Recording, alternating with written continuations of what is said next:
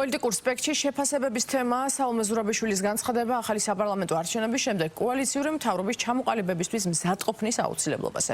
აღნიშნული განცხადება ყოფილმა პრეზიდენტმა წინააღმდეგობის პლატფორმის წევრების ევროკავშირის ელჩთან და დიპლომატიური კორპუსის წარმომადგენლებთან შეხვედრის შემდეგ გააკეთა.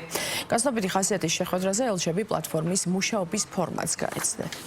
კოალიციური მთავრობა არის შესაძლებელი. თუ ვინმე არ მოდის დღეს იმ შეხვედრებზე, რომელსაც ატარებს ქალბატონი პრეზიდენტი, ეს შეგიძლიათ კითხოთ მათ, რატო შეიძლება არ დადიოდნენ, მაგრამ რეალურად საბოლოო ჯამში კოალიციას არ აქვს ალტერნატივა, იმიტომ რომ უკანასკნელმა არჩევნებმა გვანახა თუ როგორ არის დაყოფილი პოლიტიკურად ველი საქართველოში და ის რომ კოალიცია არის გარდაუვალი მომავალ მმართველობაში. შეიძლება ვიღაცა დღეს რაღაც შეხვედრებზე არ დადიოდეს, მაგრამ ეს არ ნიშნავს იმას, რომ ჩვენ ვერ მოვახერხებთ შეთანხმებას მნიშვნელოვან და ძირითად საკითხებზე. Ჩვენ გუშინდელ შეხვედრას არ დავსწრები ვართ და მიგვაჩნია, რომ პოლიტიკური რეალობიდან გამომდინარე ეს საკითხი ჯერ დღის წესრიგში საერთოდ არ უნდა იდგეს, იმიტომ რომ კოალიციურ მთავრობაზე, როდესაც ვსაუბრობთ, პირველი აქ ძალიან დიდი მნიშვნელობა აქვს რა არჩევნებში ვიღებთ მონაწილეობას, ანუ ახალ საპარლამენტო არჩევნებზე საუბარი, ვინ ატარებს ამ არჩევნებს, რა წესით ტარდება, როგორი ადმინისტრაცია, როგორი საარჩევნო გარემო, ამ შეკითხვას პასუხი რო გაეცემა, მე შეიძლება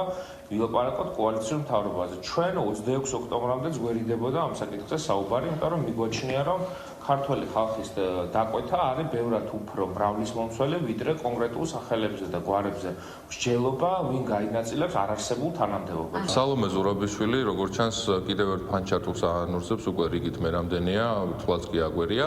საბოლოო ჯამში მათი ფინალი ყველამ კარგად ვიცით, რომ ისინი სახელოვნად კიდევ ერთხელ დამარცხდებიან ქართველი ხალხის წინააღმდეგ ბრძოლაში.